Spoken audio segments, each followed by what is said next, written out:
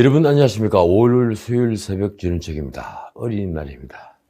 저는 요즘 우리 정치인들이 부쩍 국민이라는 말을 많이 쓰는 것을 지켜봅니다. 사실 대선 같은 선거판이 시작되면 어느 나라나 늘 있는 현상입니다.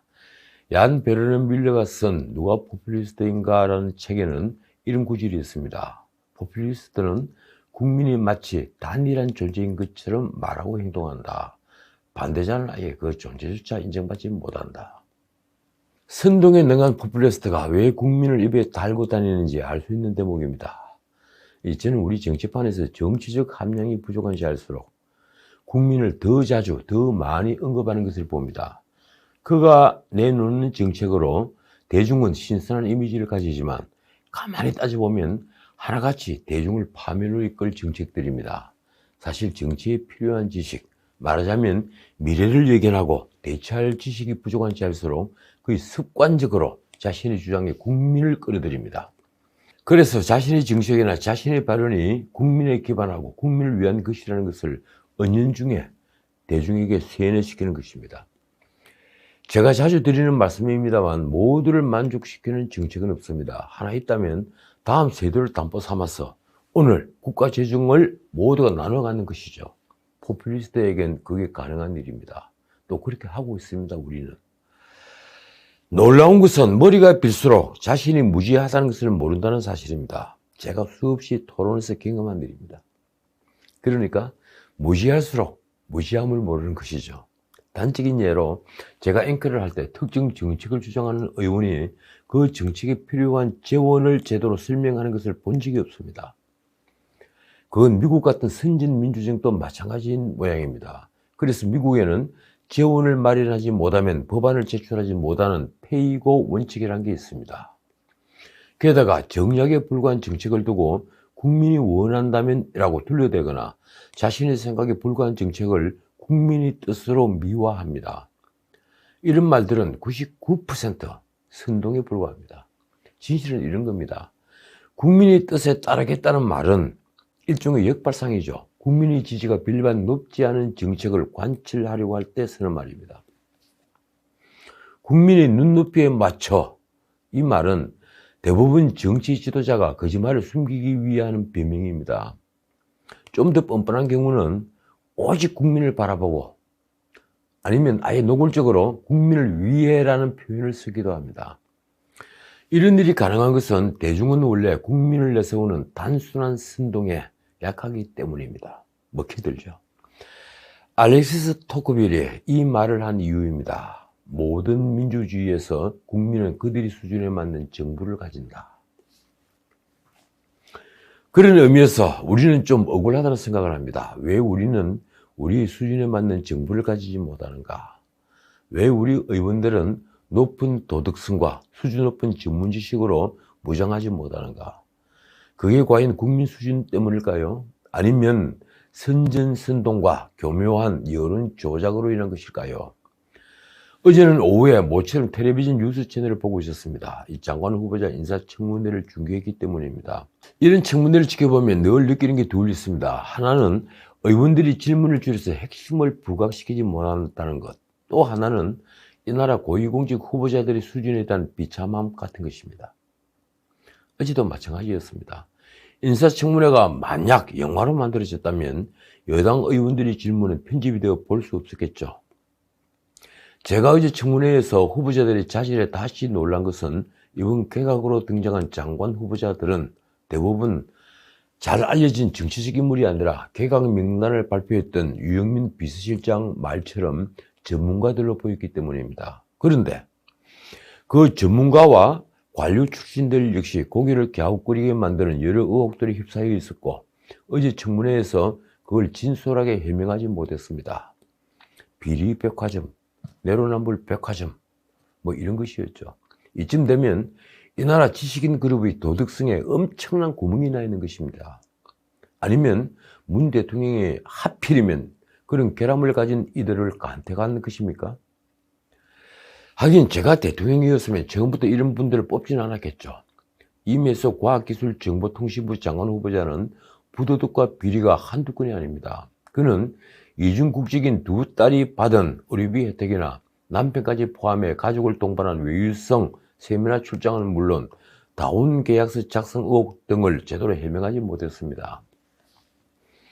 제자의 논문을 표절했다는 의혹까지 등장했죠. 노영우 국토부 장관 후보자는 세종시 공무원 아파트로 관사 재테크를 했습니다. 거기에다 자녀의 위장 전입 시도, 차남의 실업급여 부정수급 의혹이 불거졌습니다. 그런데 그는 벌써부터 변창흠의 정책을 그대로 물려받는다고 방송에서 강조하고 있더군요. 솔직히 배우자가 절도로 벌금형을 받은 사실은 저도 제 친구 의사에게 물어봤는데 그런 일이 있을 수 있다고 하더군요.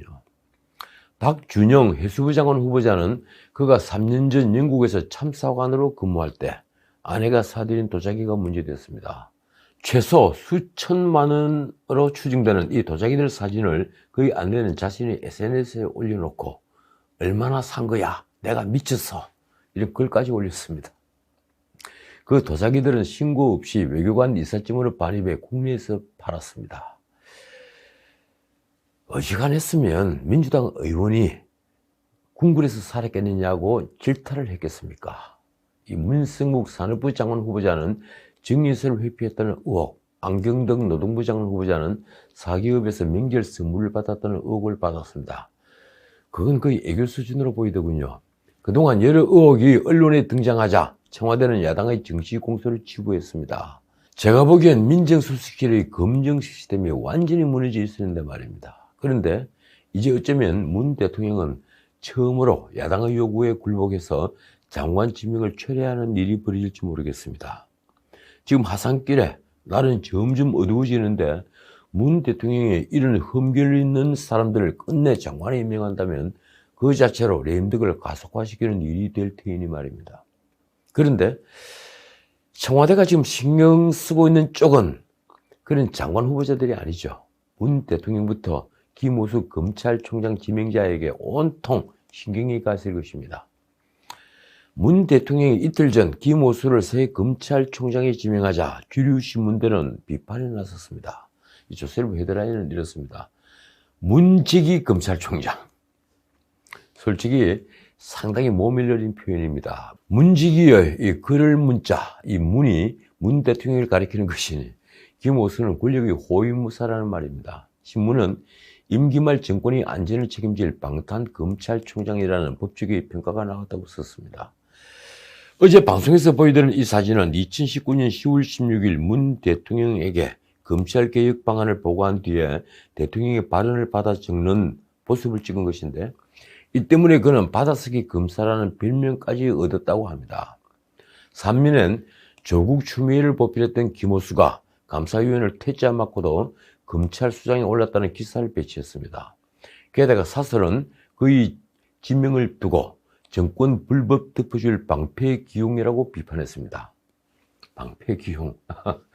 그 사설엔 지난 방송에서 제가 거론했던 사건들, 청와대 울산시장 선거 개입 사건, 울성 1호기 경제성 조작 사건, 옵티머스 펀드 사기 사건, 그리고 채널A 사건 등 정권이 불법을 뭉개고 다음 대선 때 검찰이 정치적 중립을 제대로 지키지 않을 가능성이 아주 크다고 썼습니다. 그 끝에 시퍼런 경고를 잊지 않았습니다. 이렇습니다. 어떤 권력도 불법을 영원히 덮을 수는 없다. 이들 검사까지 모두 수사를 받고 진실이 드러나는 시간은 결국 오게 되어 있다. 중앙일보 헤드라인은 이렇습니다. 결국 김오수 코드 검찰총장 택했다. 이런 제목의 기사도 있습니다. 여당 내 김발탁 뒤엔 노무현 트라우마. 무슨 말인가 봤더니 김오수 지명엔 보복성 검찰 수사 가능성을 차단하려는 의지가 반영됐다는 것입니다. 이 동아일보는 김오수 지명을 일면 사이에 대해서 다뤘지만 사설에서는 정권 호위무사 오명을 남겨서는 안 된다며 충고하고 있습니다. 언론이 그러는 것은 김 지명자가 문 정부에서 가장 논란이 컸던 조국 추미애를 보필했던 차관 출신인데다가 그간 금융감독원장, 감사원 감사위원 후보로도 이름을 올리는 등 권력의 신망이 두텁다는 평가를 받았기 때문입니다. 그걸 거꾸로 보면 그는 권력 지향형 인물입니다. 그래서인지 검찰 내부에서는 반감이 적지 않아 이른바 법무부 오적 중에 한 명으로 불리기도 했습니다.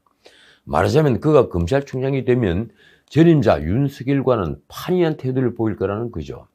게다가 언론과 법조계에선 법무부와 검찰수뇌부가 피고인 아니면 피의자인 전대미문의 상황이 벌어졌다는 지적이 나왔습니다. 그도 그럴 것이 김호수 지명자는 2019년 3월 김학의 전 차관 불법 출금에 관여한 혐의로 입건돼서 수원지검 서면조사를 받았습니다.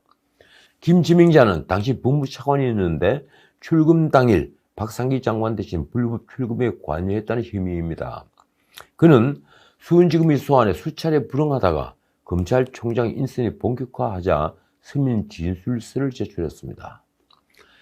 언론이 전대미문이라는 표현을 할 정도로 지금 법무부와 검찰수뇌부는 피의자가 아니면 피고인입니다. 박범계 법무장관은 피고인 상태에서 장관에 임명됐죠. 박 장관은 국회 패스트트랙 충돌 때 야당 당직자에 대한 공동폭행을 주도한 혐의로 재판에 넘겨진 상태입니다. 이용구 법무차관은 택시기사 폭행 혐의로 서울중앙지검 형사 오버의 수사를 받고 있습니다. 이 사건은 현재 경찰도 수사 중인데 착수한 지 100일이 지났지만 아직 경찰은 결론을 내놓지 못하고 있습니다. 왜일까요? 이승윤 서울중앙지검장은 다들 아시다시피 김학의 불법 출금 수사 무마 혐의로 조만간 기소될 예정입니다.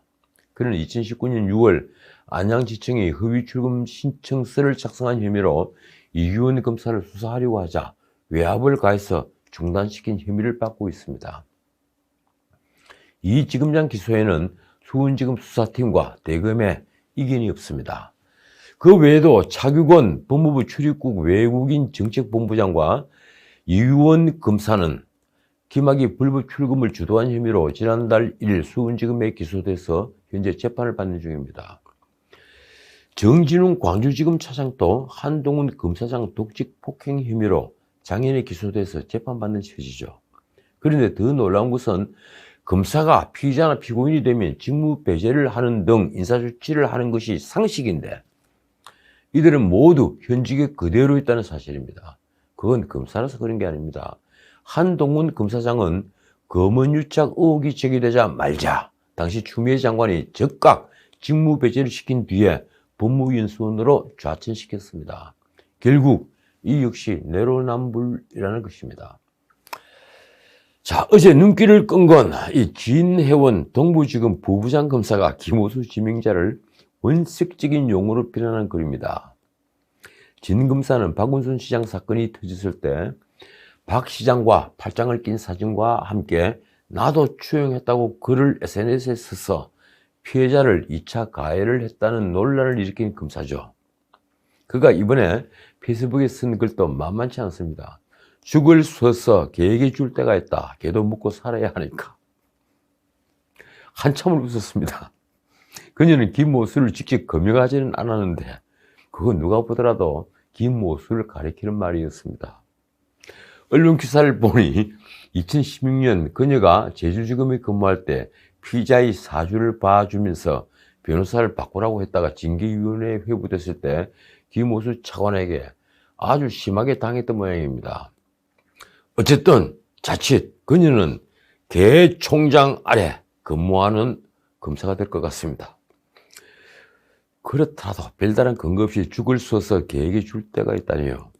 자, 오늘은 여기까지입니다. 현대민주주의 제서에 등장하는 민주주의 격언 중엔 이 말이 어쩌면 가장 유명할지 모르겠습니다.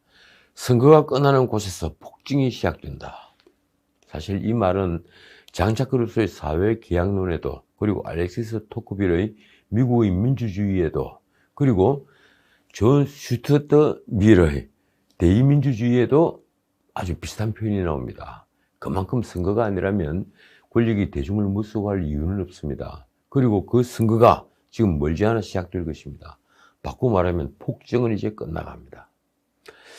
문 대통령이 어제 2019년 7월 자신에 대한 모욕죄로 검찰에 넘겨진 30대 남성에 대한 고소를 취소했습니다.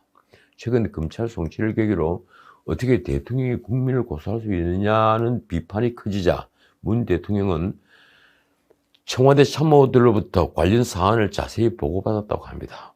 청와대가 밝힌 대통령의 말은 이렇습니다. 제가 감내하겠습니다.